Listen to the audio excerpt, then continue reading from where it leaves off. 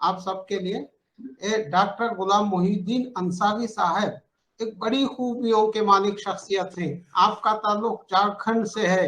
हिंदुस्तान की मशहूर university JNU नई दिल्ली से आपने MA, MPhil और PhD की डिग्री हासिल की। इसके साथ साथ आपने जामिया मिलिया इस्लामिया से B.Ed भी किया है। आपकी किताब कर लीजिए आप लोग।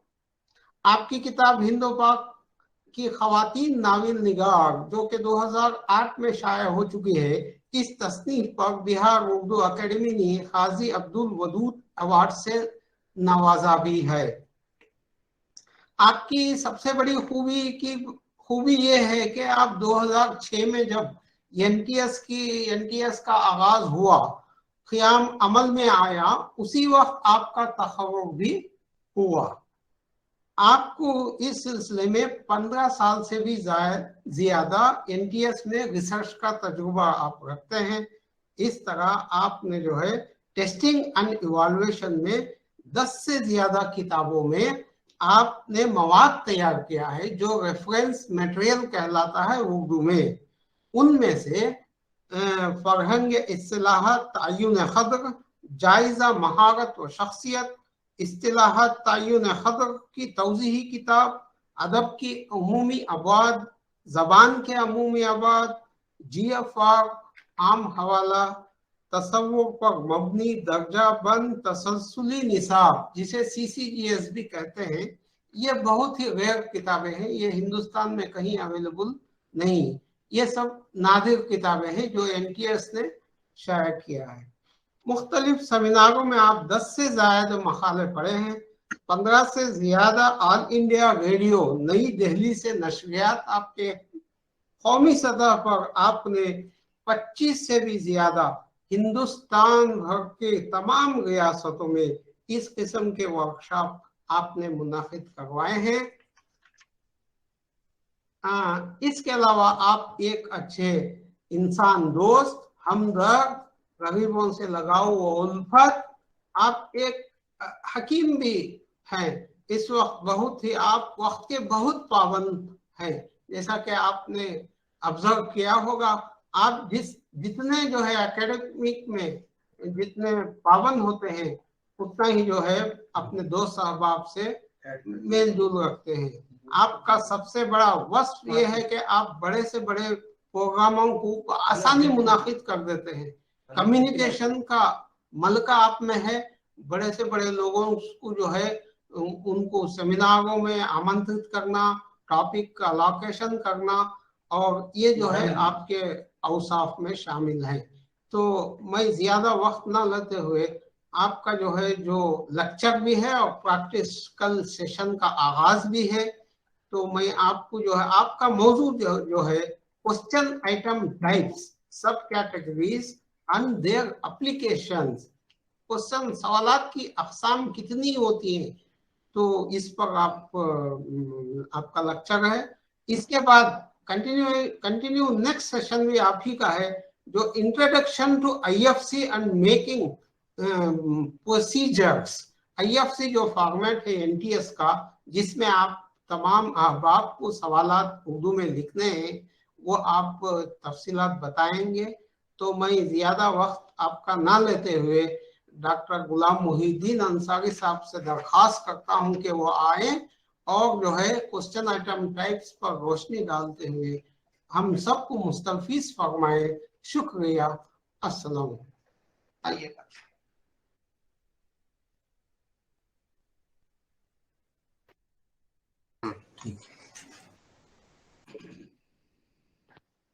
अस्सलाम वालेकुम। मेरी आवाज आप तक पहुंच रही है ना? जी सर। जी पहुंच रही है। सलीम साहब तारुफ करा रहे थे मेरा, मैं उसका मुस्तहिक नहीं हूँ। मैं इतना सिर्फ जानता हूँ कि मान आनम की मंदानम, तो इस हिसाब से तारुफ भाई बड़े लोगों की होती है, छोटे लोगों की क्या तारुफ हो सकती है? नेक्स्ट इससे पीछे और ये उससे भी ठीक है। नहीं, इसको थोड़ा सा और छोटा कीजिए ताकि कुछ लोग नजर आए। नहीं, लोग नहीं नजर आएंगे, जब हम पीपीटी शेयर करते हैं तो लोग नजर नहीं आते। तो कम छोटा कीजिए ना इसको, नहीं, वो छोटा नहीं हो सकता। क्यों? फिर लोगों को नहीं दिखेगा पीपीटी, ओके छोटा सा नजर नहीं आएगा। अच्छा ठीक है, बाद में तारुफ कीजिए, पहले अपना लेक्चर। लेकिन मान लीजिए हमको कहीं कुछ करना होगा तो कैसे करेंगे? अभी पहले पीपीटी शेयर कर दीजिए, उसके बाद आप छोटा करेंगे। ठीक, और लोग का पीपीटी जो आता था तो छोटा सा, क्योंकि वो अपने जगह पे उनको फुल दिखता है। ठीक है, ये यहाँ से हो रहा है इसलिए से। हाँ तो माउस टच नहीं अभी कुछ नहीं करेंगे। सबसे पहले आप तमाम लोगों का शुक्रिया हम अदा करना चाहते हैं, आप लोग तशरीफ लाए हैं। और ये जो प्रोग्राम है, हमारा जो टॉपिक है वो है आइटम टाइप्स के ऊपर। और ये आइटम टाइप्स पर गुफ्तगू करने से पहले थोड़ी सी हम गुफ्तगू करेंगे तालीम के मुतालिक। ये तालीम का मेयार क्या है? आवाज पहुंच रही है ना आप लोग को? Yes sir. जी सर, बिल्कुल क्लियर है। ओके। ये तालीम के मेयार के मुतालिक थोड़ी सी गुफ्तगू करेंगे कि तालीम के मेयार के मुतालिक पूरी दुनिया से, पूरे हिंदुस्तान से, हर जगह से ये आवाज उठती है कि हमारा तालीम का मेयार क्यों गिर रहा है। तालीम का मेयार जो होना चाहिए वो तालीम का मेयार नहीं है।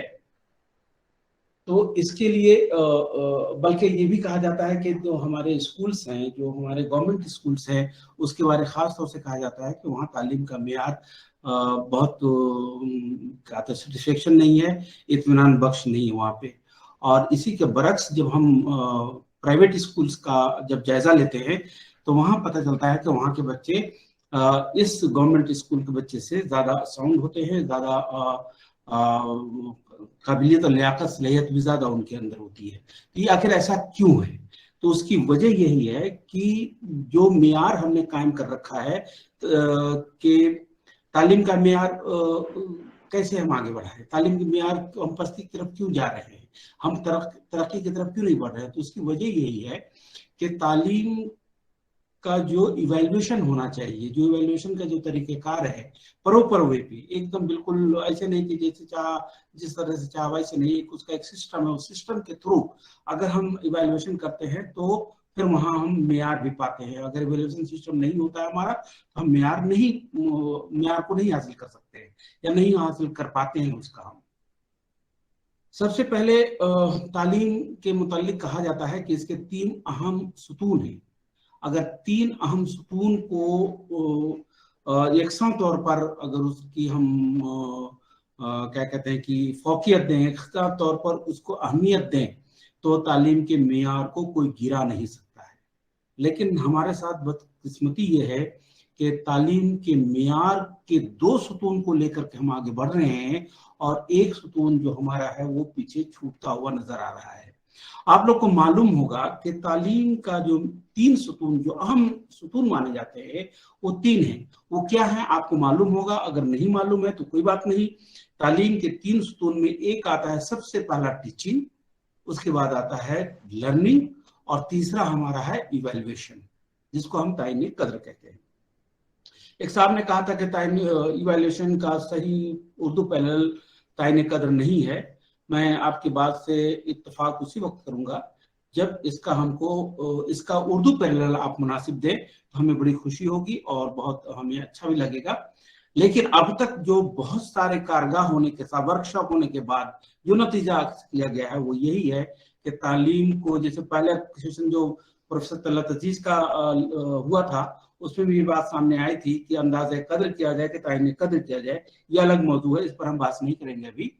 तो कहने का मतलब मेरा यह है कि ये इवैल्यूएशन का सुतून जो है तालीम का, ये सुतून बड़ा अहम सुतून है। इस सुतून को लोगों ने नजरअंदाज करते हुए हम आए हैं और यही वजह है कि तालीम का जो मेयार है वो ऊपर की तरफ नहीं जा रहा है, बुलंदी की तरफ नहीं जा रहा है, तरक्की नहीं कर पा रहे हैं, हम एजुकेशन में मेयार नहीं ला पा रहे हैं।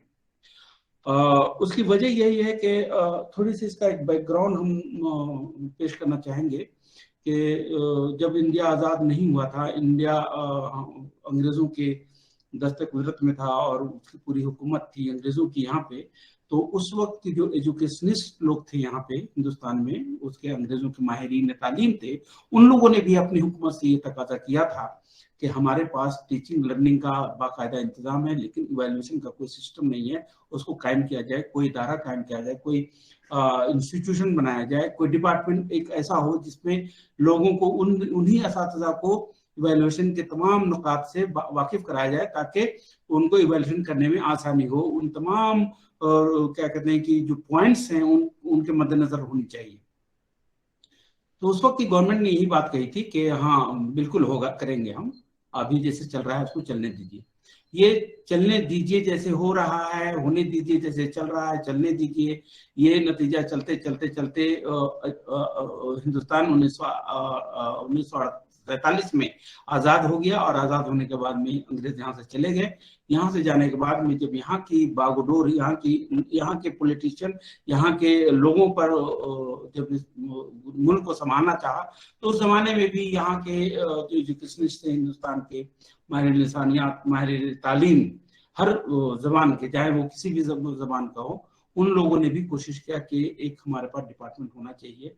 यहाँ की गवर्नमेंट, हिंदुस्तान की गवर्नमेंट ने भी कभी इनकार नहीं किया कि होना चाहिए बिल्कुल, लेकिन बदकिस्मती से कोई अलग से कोई डिपार्टमेंट नहीं है, कोई इसका इंस्टीट्यूशन नहीं है, कोई इदारा नहीं है इसके लिए जिस पर खास तौर पे ये ध्यान दिया जाए कि इवैल्यूएशन सिस्टम को कैसे मजबूत किया जा सकता है। इसी दरम्यान चलते गवर्नमेंट चल रही है, उसमें दर्स व तदरीस भी चल रहा है, टीचिंग भी चल रही है, आमोजिश भी हो रहा है, सब कुछ हो रहा है। उसके बाद प्रोफेसर पॉन्स भैया साहब यहाँ 1984 में के बाद 2006 में ये नेशनल टेस्टिंग सर्विस का इनेकाद होता है इस इदारे का, और इवैल्यूएशन पर खास जोर दिया जाता है कि इवैल्यूएशन जब तक हम नहीं करेंगे, वो इवैल्यूएशन नहीं करने की वजह से तालीम का जो मेयार है, उसकी जो स्टेटस है, उसका जो एक रुतबा तालीम हासिल करने का, वो उसमें बेहतरी नहीं आ पाएगी, उसमें वो मेयार नहीं आ पाएगा। देखिए इवैल्यूएशन क्या है? इवैल्यूएशन है कि किसी चीज को सही जगह, हर चीज का इवैल्यूएशन हो सकता है, चाहे दुनिया में किसी भी चीज को, सुई से लेकर हवाई जहाज तक का इवैल्यूएशन होता है। यहाँ तक कि जैसा कि ब्रिजेश जी ने भी इससे पहले की भी क्लास में कहा था कि आप जब खाना बनाते हैं ना, तो खाना को टेस्ट करके आप इवैल्यूएट कर लेते हैं कि खाना कितना अच्छा है, कितना लजीज है, कितना इसमें कमी है, कितना इसमें मुनासिब है। तो ये चेक करके भी आप इवैल्यूएशन कर लेते हैं। और इवैल्यूएशन का सिस्टम खास तौर से एजुकेशन के ताल्लुक से जब हम बात करते हैं तो पता चलता है कि टीचर जो है स्टूडेंट्स का इवैल्यूएशन करते हैं, कि वो उनको क्लास सिस्टम में रखा जाता है, क्लास पूरे 6 महीने का, क्लास के बाद उन्हें एग्जामिनेशन लिया जाता है। एग्जामिनेशन का भी कई तरीके के, मतलब क्या कहते हैं वो, वीकली है या फोर्टनाइट है या मंथली है, 6 माही है, 6 माही है, फिर लास्ट में आपका हो जाता है सालाना एग्जाम। तो ये सब क्या है, इवैल्यूएशन के ये तरीके हैं कि इवैल्यूएशन कैसे किया जाए, किस तरह से हफ्ते में एक बार लिया जाए, 15 दिन में ले जाए, इस तरह के तरीकेकार है। तो ये इवैल्यूएशन जो असातिज़ा जो स्टूडेंट्स का करते हैं, तो ये असातिज़ा हमारे जो टीचर्स हैं, जो उसमें हम भी शामिल हैं, ये हम भूल जाते हैं अपने आप को कि जिस बच्चे का हम इवैल्यूएशन कर रहे हैं कि ये किस दर्जे का है, ये फर्स्ट में है या सेकंड में है या थर्ड में या फोर्थ में है, उसी तरह से वो बच्चा भी हमारा इवैल्यूएशन करता है। अब बच्चा टीचर्स का इवैल्यूएशन कैसे करता है? जब वो बच्चा घर में जाता है, अपने घर रहता है, तो उसे घर में उसके जो अंकल हैं वो पूछते हैं कि बेटा तुम फलां स्कूल में पढ़ते हो, तो सबसे बढ़िया उस्ताद तुम्हारा कौन है वहाँ? तो वो बोलता है कि फलां मैम, फलां सर हमारे बहुत अच्छा पढ़ाते हैं। ये दैट मीन्स के ये फलां मैम और फलां सर का इवेल्युएटेड, मतलब बहुत अच्छा पढ़ाने से दूसरे टीचर्स का इवेल्युएशन हो जाता है। इससे पता चला कि वो बच्चा वो 2 टीचर के अलावा जितने भी टीचर हैं उसमें, उसको उस दर्जे में नहीं रख रहा है जिस दर्जे में पहला टीचर को उसने रखा है, मैम को रखा है या फलां सर को रखा है। तो जिस तरह से इवेल्युएशन हम करते हैं बच्चों का, बच्चे भी हमारी इवेल्युएशन करते हैं, इसका खास ख्याल रखना चाहिए। और ये इवेल्युएशन तो बहुत अहम चीज होती है ना, कि जब तक इवेल्युएशन आप नहीं करेंगे तब तक आपको पता नहीं चल पाएगा कि हमारा जो पढ़ाने का मकसद है, या जो हमने पढ़ाया है बच्चों को, जो हमको तरसील करना था, जो मवाद हमें ट्रांसफर करना था, वो मवाद कहाँ तक ट्रांसफर हुआ है, कहाँ तक उसकी समझ, उसकी फहम, उसकी तफहीम हो पाई है। जब तक आप उससे सवालात नहीं करेंगे तब तक आप उसकी जांच मुमकिन नहीं है। और सवाल भी ऐसा हो जो एप्रोप्रिएट हो, ऐसा ना हो कि सबक कुछ और पढ़ा रहे हैं और सवाल कुछ और दे रहे हैं और टीचर ये समझ रहा है कि वाह बहुत अच्छा जवाब दिया आपने, ऐसा नहीं। उसकी एक मिसाल के तौर पर हम इसको वाजे करना चाहते हैं। एक छोटा सा एग्जांपल मैं देता हूं। डॉक्टर जाकिर हुसैन साहब जो एक माहिर तालीम की हैसियत से भी जाने जाते हैं, वो जब क्लास में बच्चों को पढ़ा रहे थे तो पढ़ाने के बाद में सभी बच्चों से कहा कि समझ में आ गई बात, तो सब लोगों ने कहा हाँ सर समझ में आ गई बात। उसमें एक लगा ऐसा था जो उसने कहा कि सर मुझे समझ में नहीं है बात। तो उन्होंने कहा कोई बात नहीं, ठीक है हम दोबारा समझाते हैं आपको। फिर उसके बाद उन्होंने दोबारा समझाया। दोबारा समझाने के बाद में फिर उन्होंने कहा कि अब तो समझ में बात आ गई बात। फिर वो लड़का बोला कि सर समझ में नहीं आई। उसके बाद ने फिर दोबारा उसको समझाया उन्होंने, तीसरी बार समझाया उनको उन्होंने। तीसरी बार समझाने के बाद में फिर पूछा कि बेटे समझ में आ गई तुम्हारी बात? तो उन्होंने कहा कि सर अभी तक मुझको समझ में नहीं है।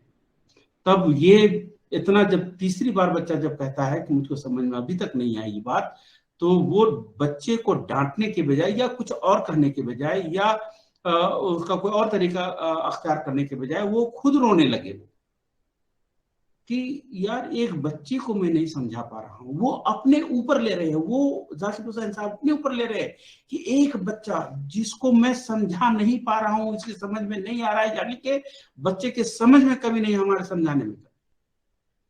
तो उन्होंने उनके आंखों में आंसू आ गया। वो कहे कि यार एक बच्चे को मैं नहीं समझा पा रहा हूँ, कल ये लड़का अगर नहीं समझेगा तो कल इसके कांधों पर जब घर का, समाज का और हमारे मुल्क का बागडोर होगा तो कैसे संभाल पाएगा। तो ये है अहमियत है उसका क्या कहते हैं कि इवैल्यूएशन का, कि अगर वो नहीं पूछते बच्चों से तो उनको नहीं मालूम हो पाता कि इस बच्चे को समझ में नहीं है। ये है कि मोहब्बत के साथ, बड़ी उल्फत के साथ, बहुत ही मतलब कि क्या कहते हैं कि इंकिसारी के साथ, आस्ती के साथ बच्चों को समझाने की कोशिश कर रहे हैं। ये है हमारा मतलब टीचरों का, ये मतलब उस्ताद का ये फर्ज बनता है कि उस पर गुस्सा होने के बजाय उस पर मेहरबानी, शफकत, उल्फत, मोहब्बत से उसकी परेशानी को दूर करना चाहिए हमें। अब एक और चीज मैं बताऊं कि हमारे असातिज़ा में मैंने चूंकि खुद बीएड किया है और बीएड के दौरान मुझे बहुत कुछ हासिल करने का मौका मिला और माशाल्लाह आप तमाम लोग बीएड किए हुए हैं, आप बीएड के तमाम उसके नुकात हैं, उसके पॉइंट से वाकिफ हैं, इसलिए हमको ज्यादा परेशानी नहीं होगी आपको समझाने में। आप ये देख लीजिए कि एक लेसन प्लान आप एक किसी भी सबक को पढ़ाने के लिए आप लेसन प्लान बनाते हैं और उस लेसन प्लान में तकरीबन 7, 8, 9, 10, 11, 12 पॉइंट्स होते हैं। उस तमाम पॉइंट्स में हम सिर्फ 2-3 पॉइंट्स को मैं यहाँ जिक्र करना चाहूंगा कि सबसे पहला है कि आपका टॉपिक क्या है, उसके बाद उसके खास मकसद होते हैं, उसके एक पॉइंट होता है खास मकसद और दूसरा पॉइंट होता है आम मकसद। ये दो मकसद, आम मकसद क्या है इस सबक को पढ़ाने से और इसका खास मकसद क्या होगा, वो उसका एक पॉइंट है। खास मकसद का एक पॉइंट, आम मकसद का एक पॉइंट, और लास्ट में याद सबक भी एक पॉइंट होता है। बीच में बहुत सारी चीजें हैं, उसको मैं स्किप कर रहा हूँ। तो जो मुझे फोकस करना है वो याद सबक पे जाना है कि याद सबक का मतलब ये होता है कि जब आप टीचर क्लास में अपने पूरे सबक को पढ़ा लेने के बाद में वो उस्ताद जानना चाहता है कि हमने जो तरसील जो हमने पहुंचाना था, जो मैटर पहुंचाना था, जो कुछ तरसील करना था हमको बच्चों के पास, वो कहाँ तक पहुंचा, उसकी तफहीम कहाँ तक हो पाई, वो कहाँ तक उसको समझ सके हैं वो। तो उसके उस समझ को जानने के लिए टीचर 2-3 सवाल करता है ताकि उसको अंदाजा हो जाए कि हमने जो पढ़ाया है वो ठीक ठाक लोगों बच्चों तक पहुंच पाया है। अब इसकी एक एग्जांपल के तौर पर मैं देख करके मैं आपको बताना चाहूंगा कि ये एक सबक है 8वीं क्लास का, बल्कि 7वीं क्लास का या 8वीं क्लास का रख लीजिए आप। 8वीं क्लास का एक सबक है जिसका उन्वान है ताजमहल। और उस ताजमहल के बारे आपने पूरा बताया कि ताजमहल किसने बनाया था, ताजमहल में कितने मजदूर लगे थे, ताजमहल में कितने पत्थर लगे, कहाँ कहाँ से वो पत्थर आए और उसमें कितने पैसे खर्च हुए, कितने मजदूर काम करते थे। और इस तरह से बहुत सारी चीजें, जो इन्फॉर्मेशन देना है आपको ताजमहल के बारे, वो तमाम चीजें आपने दे दिया। अब इस ताजमहल का जो मेन मकसद है पढ़ाने का, आपने जो फिक्स किया है वो है जबानदानी, जबान की महारत पैदा करना। जबान की महारत पैदा करना ये आपका मेन मकसद है। अगर ये मकसद पूरा हो रहा है इस सबक से, दैट इज गुड, इसमें कोई शक नहीं है कि आपने जो मकसद था उसने पूरा कर दिया। लेकिन जबान का मकसद, आपका मेन मकसद है जबानदानी, जबान की महारत पैदा करना, और ये अगर नहीं होता है तो पूरा सबक बिल्कुल रायगा चला जाता है, उसका कोई फायदा नहीं होता है। उसकी एग्जाम्पल मैं देता हूं कि आपने ताजमहल के उन्वान से पूरा सबक पढ़ाया, उसमें तमाम इंफॉर्मेशन देना हुआ, जब कुछ देना हुआ आपने दिया कि ताजमहल ये फलां के जरिए बनाए, इतने मजदूर लगे, इतने पैसे खर्च हुए, इतने पत्थर लगे, इतने ये वो सब कुछ बताया आपने। उसके बाद में अब मकसद दिमाग में रखिए क्या है, जबान की महारत पैदा करना। अब जब क्लास खत्म हो जाता है, क्लास खत्म होने के बाद में टीचर बच्चों से सवाल करता है कि बताओ ताजमहल किसने बनाया था। तो लड़कों ने कहा कि भाई ताजमहल तो शाहजहां ने बनवाया था। तो अब मेरा ये क्वेश्चन है कि ये सवाल करने के बाद में फिर दूसरा सवाल करता है टीचर कि ताजमहल किस दरिया के किनारे वाक़ है। तो ये सवाल का जवाब बच्चे देते हैं कि फला दरिया के किनारे वाक़ है। उसके बाद में तीसरा सवाल करता है कि ताजमहल के अंदर जो फूल पत्तियां लगी हैं वो उनकी पत्तियां किधर को किस समत झुकी हुई हैं। तो ये तीसरा सवाल हुआ। अब यहाँ पर आप ये देखिए कि टीचर की मतलब क्या कहते हैं कि हमारे अंदर कमी, हम उस्ताद के अंदर कमी कि वो जबानदानी हमारा खास मकसद है, जबान की महारत पैदा करना ही खास मकसद था उस सबक का। और सवाल कर रहे हैं हम कि ताजमहल किसने बनवाया था, ये जबान का क्वेश्चन नहीं है, ये हिस्ट्री का क्वेश्चन है। उसके बाद दूसरा सवाल वो करता है कि ये किस दरिया के किनारे वाक़, ज्योग्राफी का सवाल है। उसके बाद तीसरा सवाल करता है कि उसके अंदर जो फूल पत्तियां लगी हैं किस किस्म की हैं, ये बॉटनी का सवाल है। तो आपने हिस्ट्री का सवाल पूछा, आपने ज्योग्राफी का सवाल पूछा, आपने बॉटनी का सवाल पूछा, लेकिन जबान के साथ क्या ताल्लुक, वो मकसद ही बेकार है। अगर वहां पे ये पूछा जाता कि फर्स्ट पैराग्राफ में, इस सबक के फर्स्ट पैराग्राफ में कितने इस्म हैं, कितने फेल हैं, कितनी ज़मीरें हैं, कितने मुअन्नस अल्फाज हैं, कितने मुज़क्कर अल्फाज हैं, कितने इजाफत के अल्फाज हैं, कितने वाव अत्फ हैं, कितने मतलब कितने रब्त वाले लफ्ज हैं, तो ये सब अगर आप सवाल करते हैं तो ज़बानदानी की महारत पैदा हो। आज हम असातिज़ा की मतलब हम देखते हैं, स्कूलों में भी जाते हैं तो देखते हैं, एक तो पहली बात याद सबक बहुत कम होता है, अगर होता भी है तो वो अपना क्लास को एक रस्मी तौर पर लेकर के क्लास लेकर के चल देते हैं। वैसा नहीं होना चाहिए, हमारा पूरा डेडिकेशन होना चाहिए, हमारी पूरी मेहनत उस पर सब होनी चाहिए कि जैसा कि आप लोग कर रहे हैं और सभी लोग बीए में इन तमाम चीज़ों से वाकिफ हैं। इन्हीं सब के साथ हम अब के लिए क्वेश्चन आइटम का क्वेश्चन जो है ना, ये पुटअप करना बहुत इंपॉर्टेंट होता है। तो क्वेश्चन क्या है कि क्वेश्चन करना, लोग ये समझते हैं कि क्वेश्चन जो है ना, क्वेश्चन है क्या है, क्वेश्चन कोई बाहरी चीज नहीं होता है। नहीं, क्वेश्चन के बारे ये हमें महसूस हुआ जब एनटीएस में आए, तो मुझे ये महसूस हुआ कि क्वेश्चन करना कोई आसान काम नहीं, क्वेश्चन फॉर्म करना कोई आसान काम नहीं।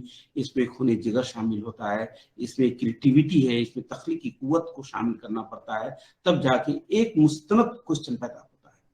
अब ये देखिए, मुस्तनद सवाल और एक बोगस सवाल, इन दोनों में क्या फर्क है? बोगस सवाल कैसा होता है, मुस्तनद सवाल कैसा होता है?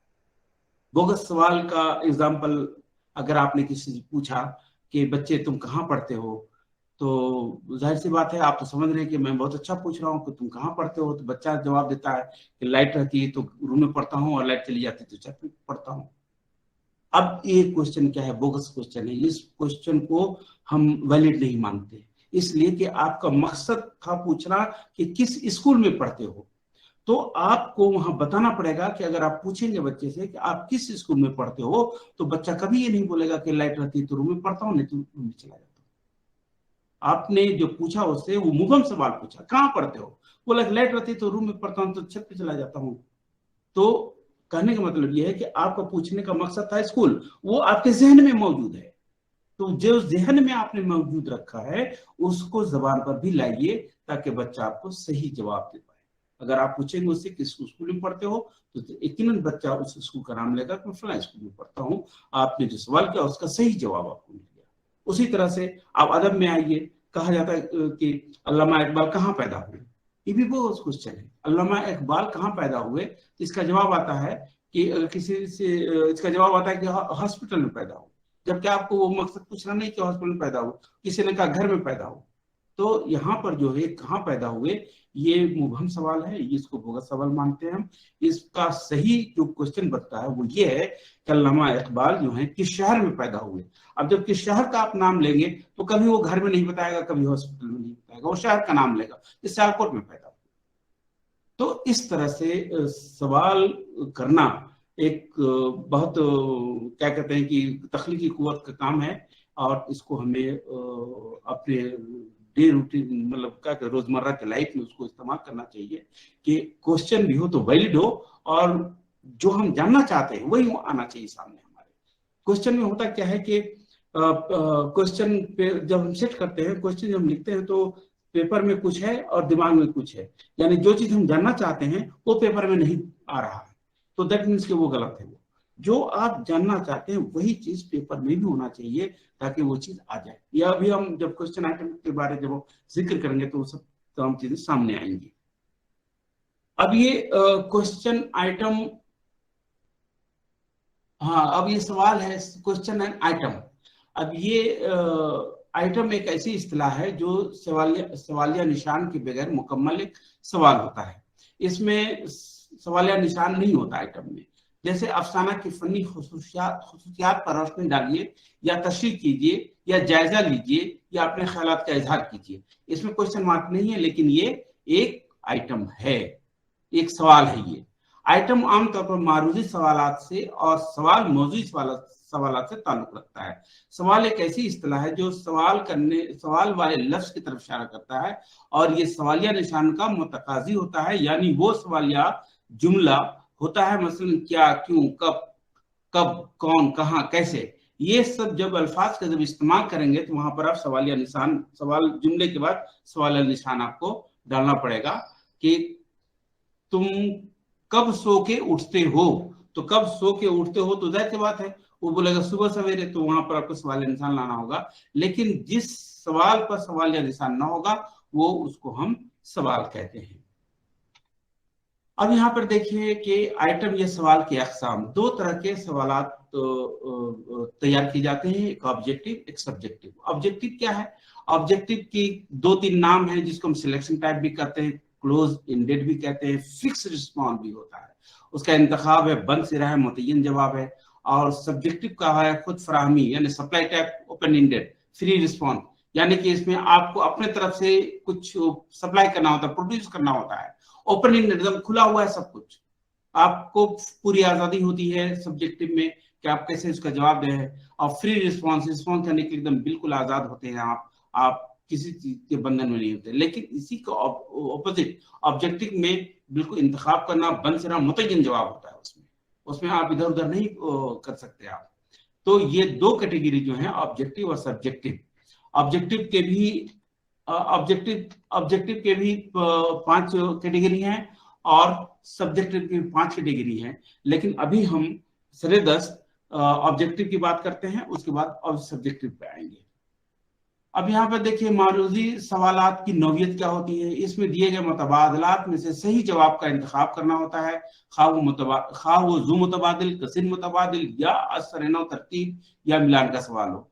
जवाब पहले से मुतय्यन होते हैं, स्कोर करने वाले के अपने ख्यालात और फैसले की कोई अहमियत यहाँ नहीं होती। तहसील निशान या स्कोरिंग में वक्त की बचत के साथ ये आसान भी होता है। अब यहाँ देखिए ऑब्जेक्टिव टाइप क्वेश्चन आइटम्स, मारूजी सवालात के अक़साम। इसमें जू मुतबादिल पहला है जिसको हम सीए कहते हैं, कंस्टेंट अल्टरनेटिव, और दूसरा है मल्टीपल चॉइस जिसको हम कसीर मुतबादिल कहते हैं, तीसरा है मल्टीपल फेसेट, कसीर पहलू, और चौथा है रीअरेंजमेंट, असरनो तरतीब, और पांचवा है मैचिंग टाइप यानी कि मिलान करने वाली, मिलान करते हैं कॉलम ए कॉलम बी से, वो आगे आएगा। अब जू मुतबादिल क्या है? जू मुतबादिल एक मारूजी आजमाइश का सवाल है जिसको मुतय्यन जवाब या इंतखाब की किस्म के तहत दर्जाबंद किया जाता है। इसके लिए इम्तिहान दहिंदा को दो मुतबादलात में से दुरुस्त जवाब का इंतखाब करना होता है। जू मुतबादिल की अहम आम शक्लों को इस तरह पेश किया जाता है: सही या गलत, हाँ या नहीं, मुत्तफिक या गैर मुत्तफिक। इसको आप राइट और रॉन्ग भी कहते हैं, यस या नो भी कहते हैं, एग्री डिसएग्री भी कहते हैं। इन इस्तेताद की शनाख्त और जांच की जाती है जो हकायक या बयानात पर मुश्तमिल होते हैं। आमतौर पर इस सवाल के जरिए हकीकत पर मबनी इल्म की याद दहानी की जाती है, मसलन तारीख, वाक़यात और नामों की याद दहानी वगैरह। अब इसकी एक एग्जाम्पल देखें आप, एग्जाम्पल से और भी वाज़ेह हो जाएगी ये चीज कि अंग्रेजी में दिया है do you know how to type Urdu, is it the correct interrogative sentence. तो अब इसमें क्या आप उर्दू टाइपिंग जानते हैं? क्या ये सेंटेंस है, क्या आप उर्दू टाइपिंग जानते हैं? क्या ये सवालिया निशान है? जवाब में आता है अलिफ हाँ, बे नहीं। जवाब अलिफ यानी कि हाँ। उसी तरह से उर्दू की भी एक मिसाल इसमें दी गई है कि नकात शोरा मीर तक की मीर की तसनीफ है, अलिफ सही बे गलत। जवाब इसका अलिफ यानी कि सही है। तो इसमें जू मुतबादिल के मतलब से दो मुतबादिल दिए जाएंगे और दो मुतबादिल या तो यस नो का होगा या फिर राइट और रॉन्ग का होगा या एग्री या डिसएग्री का होगा। ये सिर्फ इसमें दो ऑप्शन में 50%। इसमें इसकी कुछ खूबियां भी होती हैं और खामियां भी होती है। खूबियां और खामियों पर हम ज्यादा डिस्कस नहीं करेंगे आपसे। ये पूरा का पूरा दोनों सब्जेक्टिव ऑब्जेक्टिव दोनों ये पावर पॉइंट प्रेजेंटेशन पीपीटी जो है आपको आपके मेल पे भेज दिया जाएगा, उसको आप इत्मीनान से देखेंगे। उसमें खूबी खामियां भी आप देख लेंगे। चूंकि टाइम कम है इसलिए हम खूबियों और खामियों को हम आगे बढ़ करके हम फिर कसीर मुतबादिल पे आ जाते हैं। कसीर मुतबादिल क्या है? मल्टीपल चॉइस, जिसको हम एमसी के नाम से जानते हैं। कसीर मुतबादिल एक मारूदी आजमाइश का सवाल है। इसके दो हिस्से हैं जिनमें एक हिस्सा स्टेम कहलाता है, तना, और दूसरा हिस्सा मुतबादलात का मजमुआ होता है।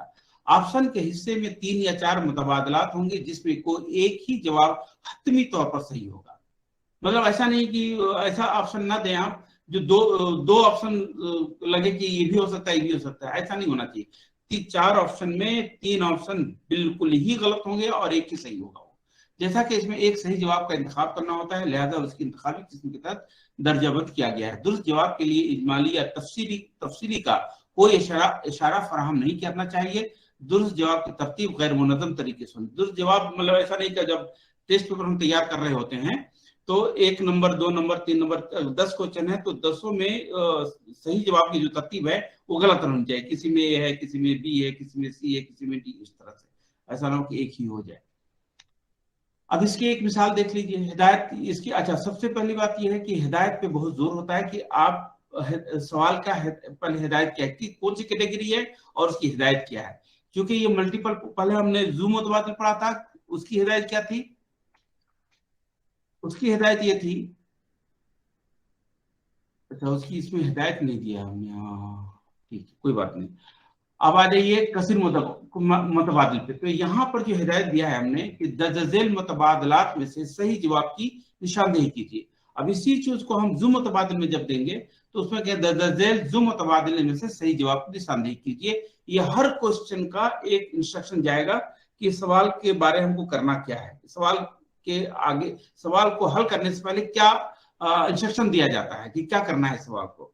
तो जू मुतबादिल में से सही जवाब की निशानदेही कीजिए और अगर कसीर मुतबादिल है तो दर्जैल मुतबादलात में से सही जवाब की निशानदेही कीजिए। अब यह है आपकी हिदायत। अब सवाल क्या है? सवाल यह है कि मिर्जा असदुल्लाह खां गालिब की जाए पैदाइश किस शहर में है। अब यहाँ पर मिर्जा असदुल्लाह खां गालिब की जाए पैदाइश किस शहर में है उसके मुताबिक जानना है। जवाब 4 ऑप्शन है, अलिफ दिल्ली, बे रामपुर, जीम आगरा, दाल लखनऊ। जवाब है जीम यानी कि आगरा, ये सही है। अब इसकी भी कुछ खूबियां हैं, इसकी खामियां हैं, इसको आप देख लेंगे।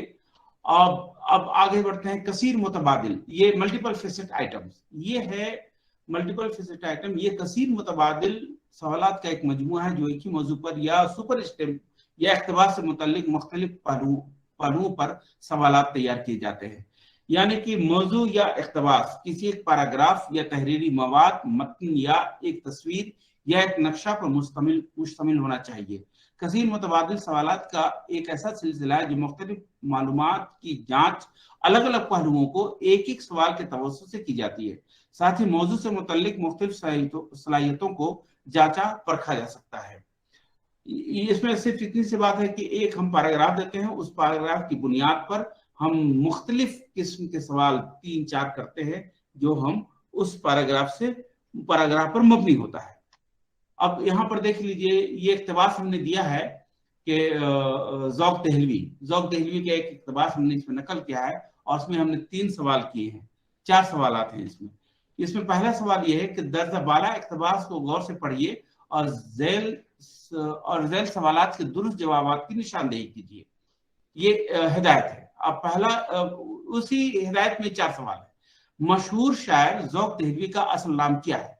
अब ये जानते हैं, ये एक्चुअली होता क्या है कि ये लिटरेचर की जब बात करते हैं या जबान की जब बात करते हैं आप, तो इसके मुख्तलिफ डायमेंशंस होते हैं। इसमें भी तकरीबन 12 डायमेंशंस है अदब में, और जबान में 4 या 5 डायमेंशंस उसके हैं। तो ये डायमेंशंस के हिसाब से सवाल बदलते चले जाते हैं। ये हमारा जो है ये है स्पेसिफिक सवाल है, ये कि स्पेसिफिक एक डायमेंशन है हमारा, उसका सवाल है ये कि मशहूर शायर ज़ौक़ दहलवी का असल नाम क्या है? अलिफ शेख गुलाम हमदानी, बे शेख इमाम बख्श, बे शेख मोहम्मद इब्राहिम, शेख मोहम्मद वली। जवाब है जीम शेख मोहम्मद इब्राहिम। ये एक डायमेंशन का सवाल है। दूसरे डायमेंशन का सवाल हमने रब्त के बारे में पूछा है कि शेख इब्राहिम ज़ौक़ और शाह नसीर के माबैन किस किस्म का ताल्लुक पाया जाता है? अलिफ है मालिक और मुलाजिम, बे है उस्ताद और शागिर्द, जीम है बाप और बेटा, दाल है मामू और भांजा। जवाब है बे, उस्ताद और शागिर्द। ये अलग डायमेंशन का है। फिर उसके बाद देखिए, ये तीसरा सवाल भी एक अलग डायमेंशन का है कि शेख मोहम्मद इब्राहिम ज़ौक़ को खाकानी हिंद के खिताब से नवाजा गया। लफ्ज खाकानी से मुराद क्या है? अलिफ ईरान का एक मशहूर मरसिया निगार शायर का तखल्लुस, बे है ईरान के एक मशहूर गजल गो शायर का तखल्लुस, जीम है ईरान के एक मशहूर मसनवी निगार शायर का तखल्लुस, दाल है ईरान के एक मशहूर कसीदा गो शायर का तखल्लुस। जवाब है दाल। उसके बाद फिर ये तीसरा डायमेंशन हुआ। चौथा डायमेंशन में पूछा गया है कि शेख मोहम्मद इब्राहिम ज़ौक़ दहलवी को किस सिन्फ सुखन में उस्ताद की हैसियत हासिल थी? अलिफ है गजल, बे है मरसिया, जीम है कसीदा, यहाँ दाल होना चाहिए, जीम हो गया है, दाल है मसनवी। जवाब जीम। अब ये देखिए, ये जीम कसीदा ये गलत हो गया है यहाँ पे, यहाँ दाल होना चाहिए। मसनवी पे जहाँ पे है ना, वो वहां पे दाल होना चाहिए। जवाब कसीदा है सही जवाब। यह है मल्टीपल फेसेट, जो आमतौर पर आप एग्जामिनेशन में भी देखते होंगे इस तरह का आता है। उसके बाद असरेनो तरतीब है कि कुछ चीजें होती हैं उसको गैर तरतीब तौर पर रखा जाता है, उसको सही तरतीब से लगाने के लिए बच्चों को दिया जाता है कि इसकी सही तरतीब क्या है। इस किस्म में मवाद के मुख्तलिफ अज़ा को गैर मुनज़्ज़म तरीके पर रखा जाता है, जिनको इम्तिहान देने वाले दोबारा तरतीब से रखते हैं ताकि सही और मानाखेज तरतीब बन सके। इस तरीक़ेकार में वाक़यात, तारीख, अल्फाज, नंबरात को दानिस्ता तौर पर बगैर तरतीब के रखा जाता है। इस तरह के सवालात सिर्फ अदना दर्जे की सलाहियतों को जांचने के लिए होते हैं, जो उस पर मुनहसर है कि मौजू को किस तरह पढ़ाया जाता है। अब इसकी एक मिसाल देख लीजिए तो बात और भी वाज़ेह हो जाएगी कि दर्ज अल्फाज को दोबारा इस तरह तरतीब दें कि माना और साख्त के एतबार से दुरुस्त जुमला तश्कील पाए। सवाल है, रहा है कौमा हिंदुस्तान कौमा किस्से कहानियों कौमा से जमाना कदीम से जमाना कदीम कौमा का कौमा मुल्क कौमा से। अब ये एक जुमला है जो मतलब गैर तरतीब तरीके पर रखा हुआ है, जिसका कोई मतलब न मफहूम सामने आ रहा है न कोई माना सामने आ रहा है इसका। लेकिन जब इसको हम तरतीब देते हैं तो एक पूरा मफहूम देता है, एक पूरा मीनिंग देता है वो कि हिंदुस्तान ज़माने कदीम से किस्से कहानियों का मुल्क रहा है। एक तरीका तो ये है। दूसरा तरीका ये है कि दर्ज अफसाना निगारों की सने पैदाइश को जदीद से कदीम की तरफ दुरुस्त तरतीब दीजिए। अब इसमें चंद अफसाना निगार का नाम लिया गया है। उसमें इस्मत चुगताई है, कुरतुल ऐन हैदर है, हयातुल्लाह अंसारी है, राजेंद्र सिंह बेदी है, ख्वाजा अहमद अब्बास है, बलवंत सिंह है। अब इसके बारे क्या जानना है? इसके बारे जानना है कि दर्ज अफसाना निगारों की सने पैदाइश इनकी सने पैदाइश की तारीख को जदीद से कदीम के तरफ जो अभी जो जिनकी अभी मतलब आज से लेके मतलब जिन्होंने पहले पैदा हुए हैं उसको पहले रखेंगे और जो बाद में पैदा उसको बाद में रखेंगे। तो जदीद से कदीम की तरफ दुरुस्त तरतीब है। तो इसमें देखिए पहला जवाब है जदीद से कदीम की तरफ, यानी कि बे है सबसे पहले 1928, उसके बाद 1922, 1915, ये सब दूर जा रहा है, पीछे की तरफ जा रहा है, 1914 और पीछे, 1912 और इसमें नामों की तरतीब होती तो ज्यादा इफेक्टिव था, इसलिए कि सन तो ऐसे ही आदमी जो है उसको हायरार्की रोल में लिख देगा। अगर नाम इसको लिखे जाते तरतीब से इनको नाम पूछे जाते कि उनके नाम को तरतीब दिया जाए तो ज्यादा अच्छा होता है। इसलिए कि इसमें तो जो सन दिया हुआ है वो बच्चा तो ऐसी उसको नहीं सर, आप कौन सा बोल रहे हैं? फखर आलम बोल रहा हूँ। नहीं फखर आलम साहब, मामला यहाँ पर ये है, ऑप्शन है सर, ये ऑप्शन है। जवाब को आप हेलो आप ऑप्शन है, आप पूरी बात सुन लीजिए उसके बाद सवाल कीजिएगा। ये जो दर्ज अफसाना निगारों की सने पैदाइश, पहले तो इसको ध्यान दीजिए आप, ठीक है ना। ये अफसाना निगार है, ये 6 लोग जो हैं ये 6 अफसाना निगार हैं और इनकी सने पैदाइश को जदीद से कदीम की तरफ दुरुस्त तरतीब में लगाना है। किस तरह, जो पहले पैदा हुआ उसको पहले रखना है और जो बाद में सबसे बाद में पैदा हुआ उसको बाद में रखना है, जो जिसको हम जदीद से कदीम की तरफ करें। लेकिन इसी को हम उलट दें कि कदीम से जदीद की तरफ, तो जो सबसे पहले पैदा हुआ उसको सबसे पहले रखेंगे, यानी कदीम से जदीद की तरफ। ये जवाब का जो पोर्शन है उनके पास नहीं रहेगा। जिस बच्चे को ये तरतीब क्वेश्चन आइटम जो टेस्ट पेपर में हम तैयार कर रहे हैं तो उस टेस्ट पेपर में जवाब तो नहीं लिखा रहेगा, सिर्फ ये सवाल होगा।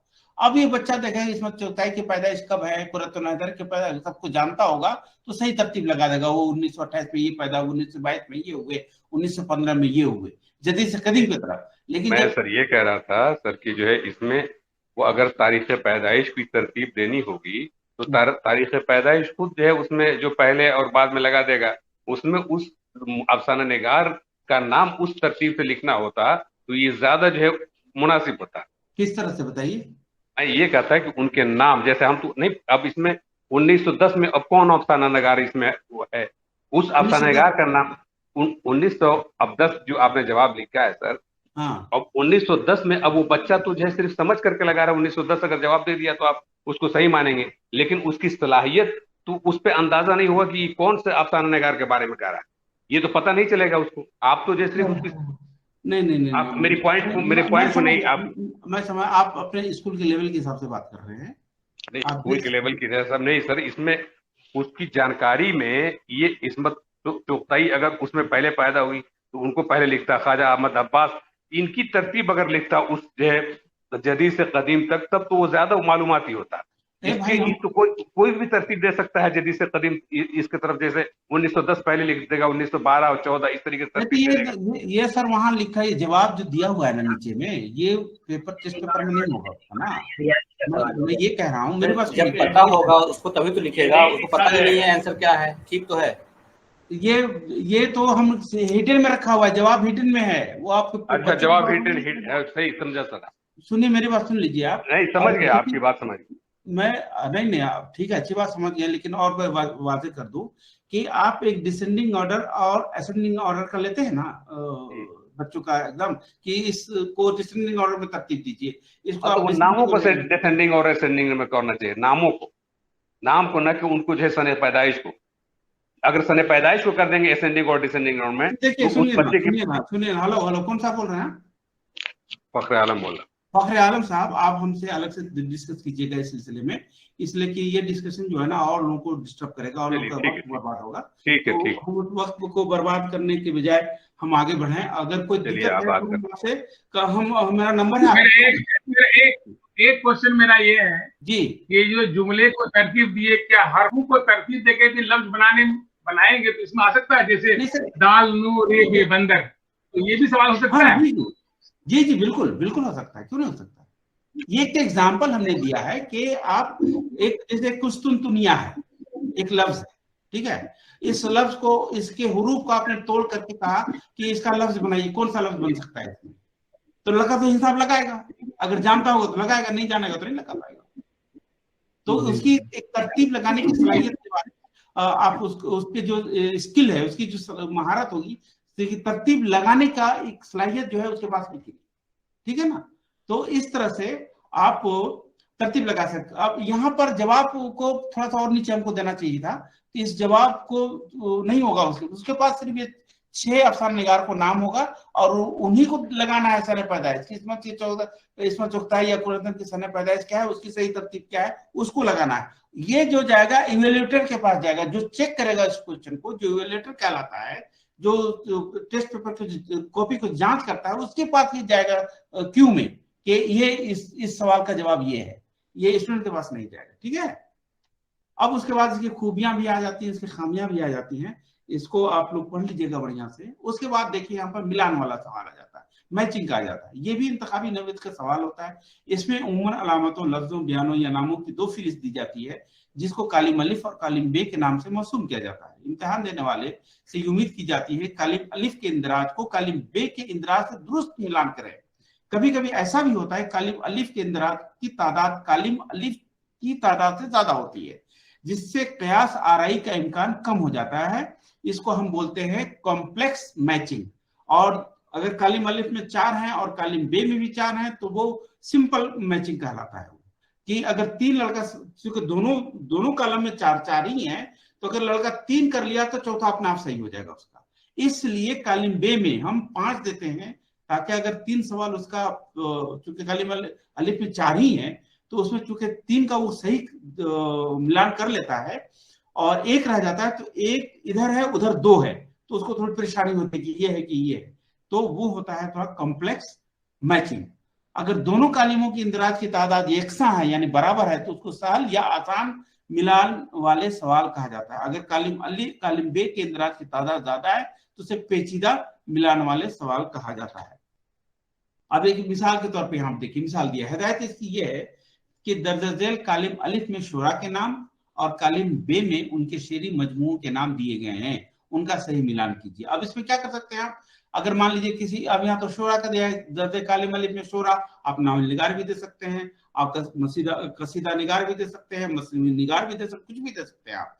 और उसी तरह फिर बताएंगे कालिम बे में कि अगर इसमें नाविल निगार का नाम दिया है कालिम अलिफ में आपने, तो कालिम बे में उनके किताबों के नाम बताइए कि उनके किताबों के नाम दिए गए हैं, उनका सही मिलान करना है। यहाँ पर सरेदस्त जो हमने मिसाल दिया है वो कालिम अलिफ में शोरा है और कालिम बे में उनके शेरी मजमू के नाम है। कालिम अलिफ क्या है, कालिम अलिफ में अलिफ है फैज अहमद फैज, बे में जिगर मुरादाबादी, जी में मोहम्मद इकबाल और दाल में मखदूम मोहिउद्दीन। और कालिम बे में है बांगे दरा, सुर्ख सवेरा, गुले नगमा, दस्ते सबा, आतिश गुल। और ये कालिम बे की जो तरतीब है बिल्कुल गलत है, ठीक है ना।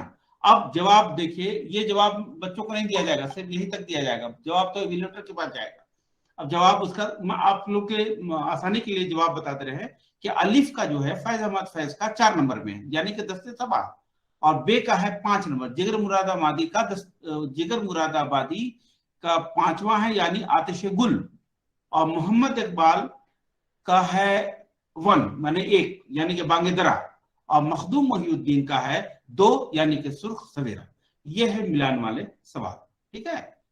अब उसके बाद इसकी खूबियां खामियां हैं जो आगे पढ़ लें। अब यहाँ सवाल साजी के उसूल, मारूजी सवाल साजी के उसूल, सवाल या आइटम सीखने के अहम नतायज कि किसी एक गोशे को जांच करता है। ये एक्चुअली होता क्या, मैं बताऊं आपको कि ये जो ऑब्जेक्टिव टाइप क्वेश्चन है ना, ये जनरली लोअर लेवल एबिलिटी को जांचता है। ये लोअर लेवल एबिलिटी यानी कि वो सलाहियत है जो बहुत आला दर्जे की नहीं होती हैं, उनको उन सलाहियतों को जांचने के लिए ये तरीकेकार जो ऑब्जेक्टिव का है ये अच्छा नहीं माना जाता है।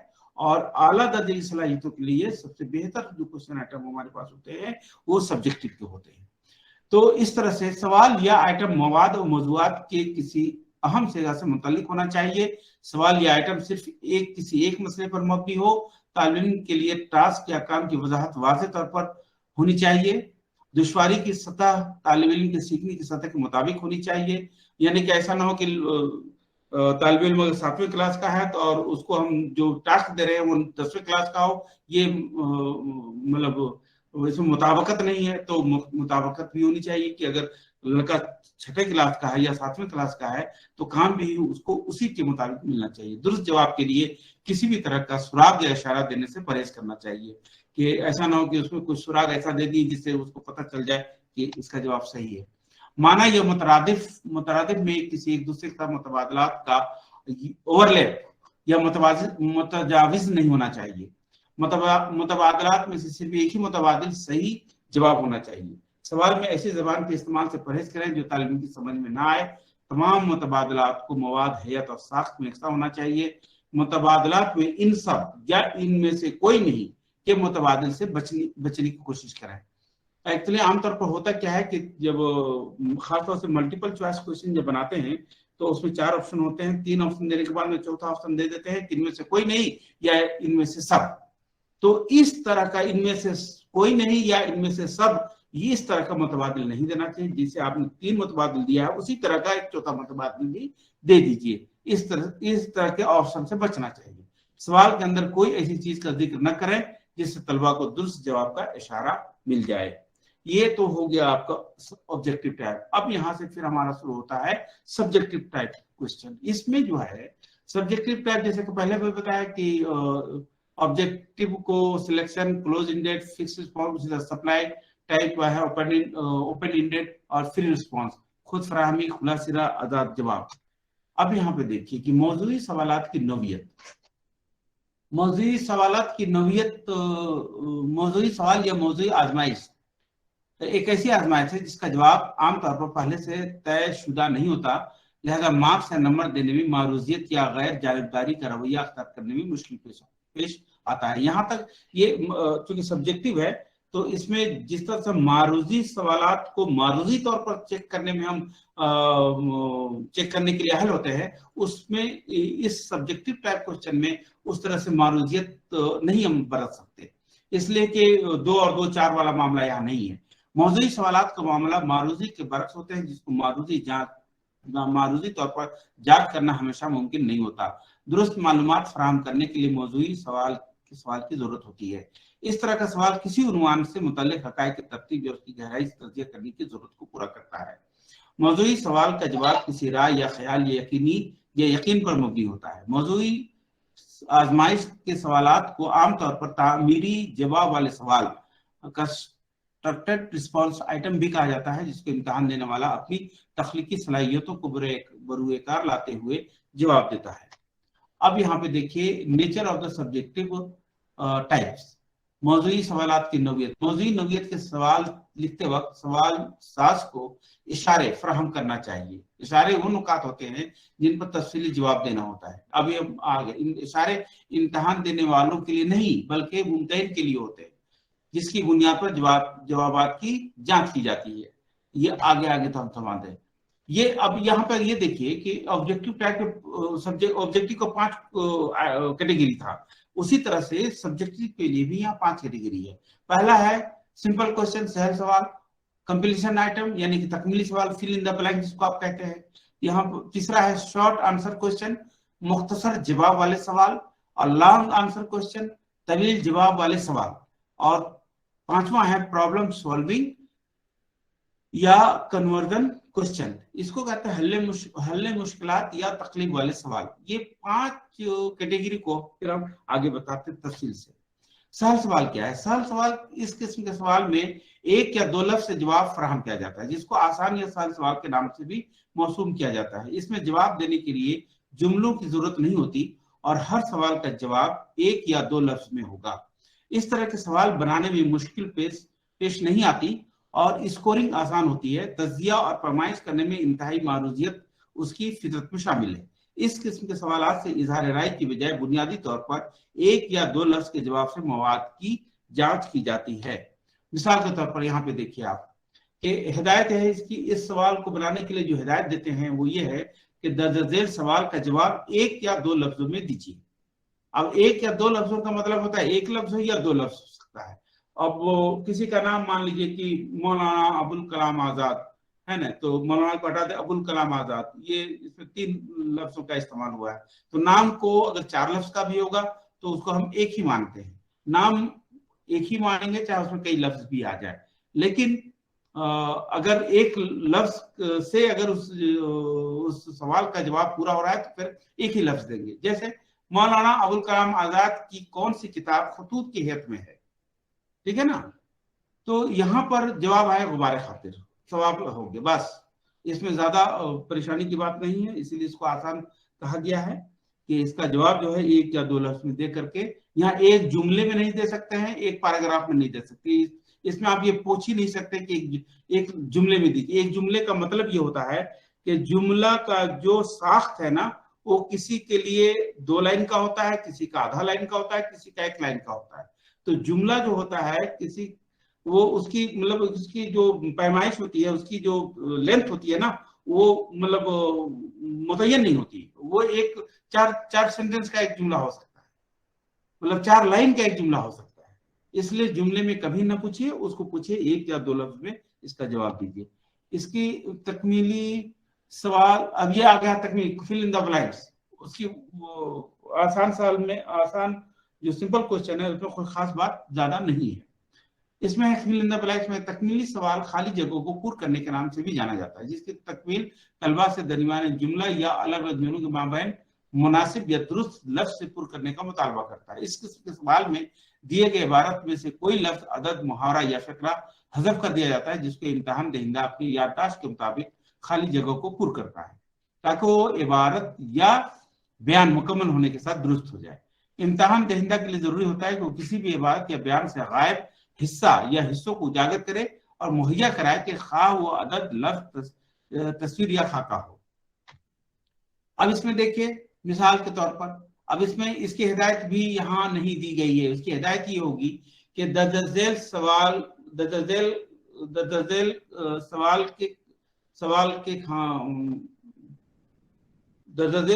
में खाली जगहों को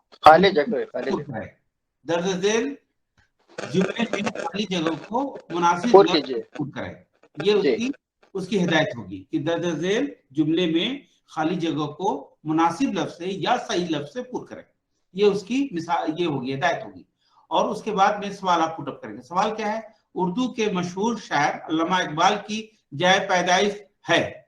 अब जाहिर सी बात है, जाए पैदाइश है इसका मतलब ये है कि सियालकोट। अब इसको पढ़े, उर्दू के मशहूर शायर अल्लामा इकबाल की जाए पैदाइश सियालकोट है, ये क्लियर हो जा रहा है।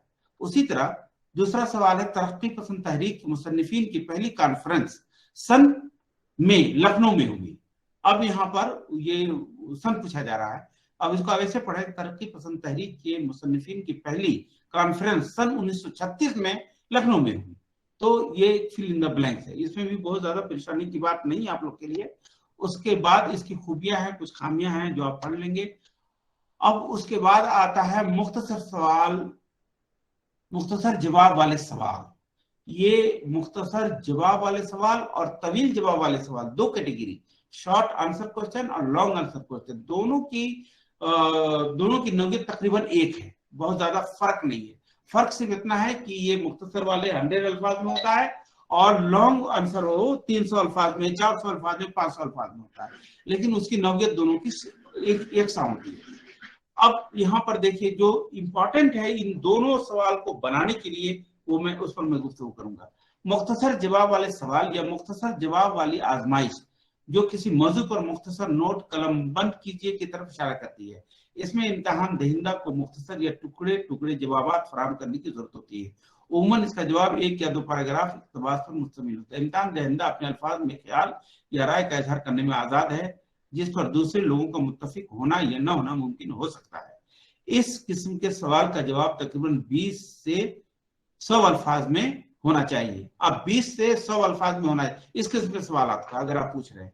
अब 20 लफ्जों में किसका पूछेगा? मान लेगा अगर जबान से अगर पूछ रहे हैं आप, ग्रामर से पूछ रहे हैं आप, तो उसमें 20 से 30, 40, 50, 60, 70, 80 इस तरह से पूछ सकते हैं। और अगर कोई किसी के एक फुट नोट के बारे में बता रहे हैं तो सर एक पैराग्राफ आधे पेज का अगर लेना चाहते हैं तो वहां पर आप 100 अल्फाज 150 अल्फाज तक के आप ले सकते हैं। इसमें आप ये ना कहें कि एक जुमले में जवाब दीजिए या एक पैराग्राफ में जवाब दीजिए, ये मुमकिन नहीं है। जो एक जुमला की जो लेंथ है, जो लंबाई है, वो हद उसकी कोई मुतय्यन नहीं है कि एक जुमला कितना बड़ा होना चाहिए।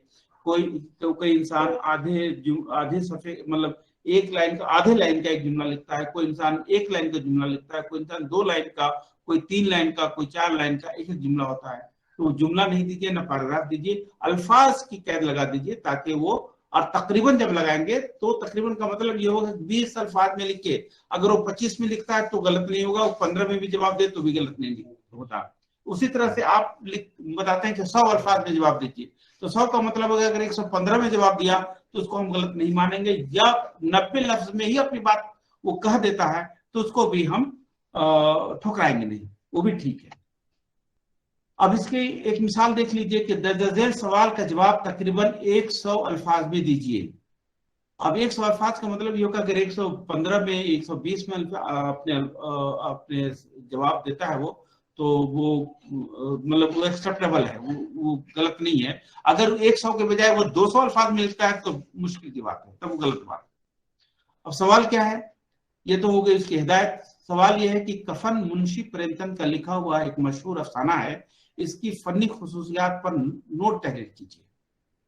अब यहाँ पर यह है इशारे, नीचे देखिए इशारे लिखा हुआ है। इशारे का मतलब यह है कि ये जब हम बच्चे के लिए जब टेस्ट पेपर बनाते हैं हमें, तो उस टेस्ट पेपर में ये जो सवाल है यही रहेगा, ये इशारे उसके पास नहीं जाएगा। ये इशारे उसके लिए है जो उस टेस्ट पेपर को इवेलुएट करेगा, जो उसका लिखा हुआ जो आंसर सीट है उसको चेक करेगा इन इशारों के साथ कि इन इशारे इस सवाल में ये इशारे आ रहे हैं या नहीं आ रहे हैं। अगर आ रहे हैं तो उसका फिर जवाब देगा वो, और अगर नहीं आ रहे हैं तो फिर उसका नंबर नहीं बैठाएगा। अब इसमें देखिए, इसमें स्कोरिंग प्रोसीजर भी है कि अगर मान लीजिए कि अगर उसकी स्कोरिंग प्रोसीजर यह है कि अगर ये सवाल 5 नंबर का है और इसमें 5 चीजें कहा गई, प्लॉट, कहानी, किरदार, मंजरकशी, वहदत तासुर, मकसद, ये 5 चीजें इसमें बयान की गई हैं। इसके इशारे में है कि अगर प्लॉट पे लिखता है बच्चा तो 100 नंबर मिलेगा, कहानी पे लिखता है तो नंबर मिलेगा, किरदार पे लिखता है तो नंबर मिलेगा। अगर 3 ही लिखा है, 6 में से 3 लिखता है तो 3 नंबर मिलेगा, 4 लिखता है तो 4 नंबर मिलेगा। तो यानी कि इस जो इशारे जो दिया गया है वो स्कोरिंग प्रोसीजर को भी वो किसी हद तक पूरा कर रहा है। अगर अगर इस सवाल का जवाब 10 नंबर का है तो 10 नंबर का मतलब है कि हर एक इशारे पर वो 2 नंबर रखा हुआ है। चूंकि 6 इशारे है ना, तो 12 नंबर का सवाल है ये, तो इसमें 2 नंबर के हर इशारे पर रखा हुआ है। ये हम जब IFC जब हम डिस्कस करेंगे तो उसमें ये बात सामने आएगी। तो ये जो है ना, ये शॉर्ट आंसर लॉन्ग आंसर में ये इशारे देना जरूरी होता है कि ये इशारे पर ही बच्चा लिखा है तो उसको जवाब मिलेगा। कि अगर इन इशारों पर नहीं लिखा है तो सवाल भी आपको ऐसा ही तैयार करना होगा जिसके इस तरह के इशारे तैयार कर सके आप। अब इसमें एक और एग्जांपल मैं दूं कि आप गालिब की गजल गोई की फनी खुसूसियात पर अगर आप सवाल बना रहे हैं तो गालिब की जो उसकी जो खुसूसियात हैं गजल गोई की जो खुसूसियात हैं गालिब की, वो तमाम खुसूसियात उसकी चली जाएंगी इशारे में, ठीक है ना। अब इसी तरह देखिए इसकी खूबियां और खामियां जो आप पढ़ लेंगे। अब यहाँ पर आ जाइए तवील जवाब वाले सवाल। तवील जवाब वाले की बात यही है, फर्क सिर्फ इतना है कि ये उसमें हम 20 से लेकर 100 तक पूछते थे, यहाँ 150 से लेकर के 800 अल्फाज में पूछते हैं। लेकिन इसमें क्यूज का होना, ये इशारे का होना जरूरी होता है। ये वो नुकात होते हैं जिस पर इम्तहान देने वाला तफसीली जवाब देता है और उसको इवेल्युएटर जो है उस सवाल के जो इशारे हैं उससे मिलान करता है कि वही चीज वो बच्चा लिखा है नहीं जो इशारे में दिए गए हैं। अगर वो लिखता है तो उस पर नंबर मिलता है, नहीं लिखता है तो उस पर नंबर नहीं मिलता है। उसके बाद इसकी एक मिसाल देखिए, दर्ज सवाल का जवाब तकरीबन 300 अल्फाज में लिखिए।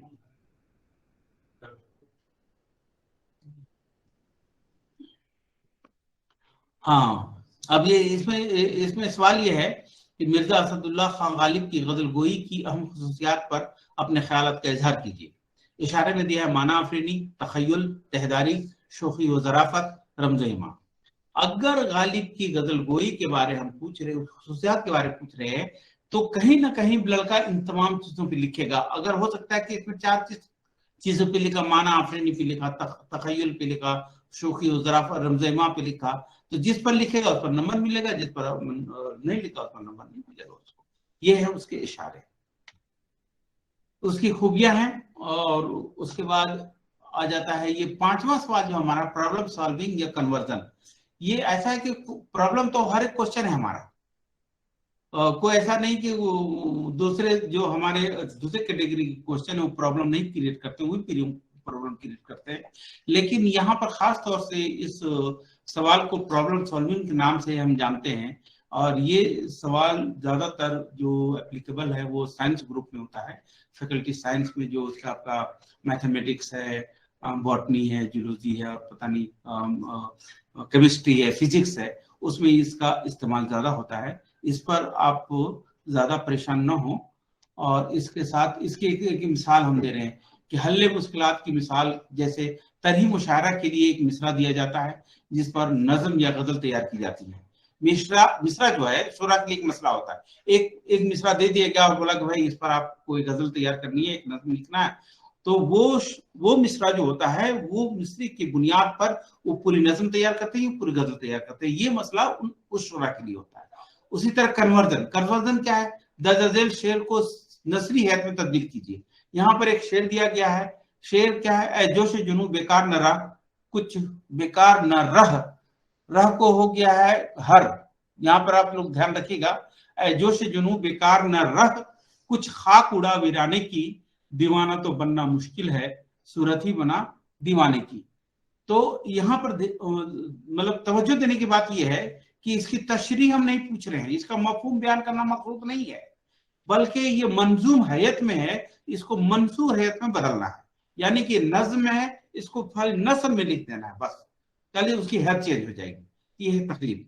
ये तमाम चीजें जो बताई गई, ये उसके बाद आ जाता है मौजूदी सवालात के उसूल, कि सवाल वाज़ेह और गैर मुबहम होना चाहिए, कि सवाल में आप कहना क्या चाह रहे हैं। जिस सवाल पे अगर हुज्जत हो, बहस हो, तो समझिए कि वो सवाल गैर मुबहम है और वो बेहतर नहीं माना जाता है।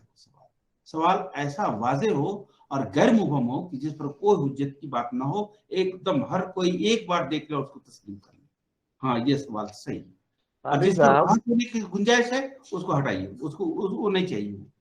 मुख्तसर जवाब वाले सवाल की सूरत में जवाब का दायरा कार महदूद होना चाहिए। सवाल में दी गई हिदायत वाज़ेह होनी चाहिए। किस सवाल, जिस कैटेगरी का आप सवाल बना रहे हैं, उस कैटेगरी की जो उस कैटेगरी का सवाल की हिदायत क्या चाह रहा है, उसको एकदम वाज़ेह तौर पर। ज़ुम मुतबादिल का है तो ज़ुम मुतबादिल बताइए, एमसी का है तो एमसी का बताइए, रीअरेंजिंग का है तो रीअरेंजिंग के बारे में हिदायत दीजिए, या मिलान का है तो मिलान की हिदायत दीजिए। जो सवाल को जिस कैटेगरी का है उसी कैटेगरी की उसकी हिदायत भी होनी चाहिए। सवाल मुतय्यन या पोशीदा सलाहियतों को उजागर करने के लिए मौजू आजमाइश सूरत हाल की गमाज़ी करता हो। सवाल किसी मवाद के इलाके से मुतल्लिक होना चाहिए। सवाल किसी मवाद के इलाके से मतलब कि किस टेक्स्ट बुक के हवाले से होना चाहिए। ऐसा नहीं कि बिल्कुल टेक्स्ट बुक से हट करके कोई दूसरा आप सवाल कर रहे हैं, वो नहीं होना चाहिए। सवाल आजाद होना चाहिए और दूसरे सवाल से तजावीज या तदाखुल ना हो। यानी ऐसा ना हो कि सवाल में ओवरलैपिंग हो, ओवरलैपिंग सवाल वाले नहीं होना चाहिए, बिल्कुल वाज़ेह होनी चाहिए और एक होनी चाहिए। इसी के साथ हम आपका बहुत बहुत शुक्रिया अदा करते हैं कि आपने बहुत ही ध्यान और तवज्जो के साथ हमारी बातों को सुना।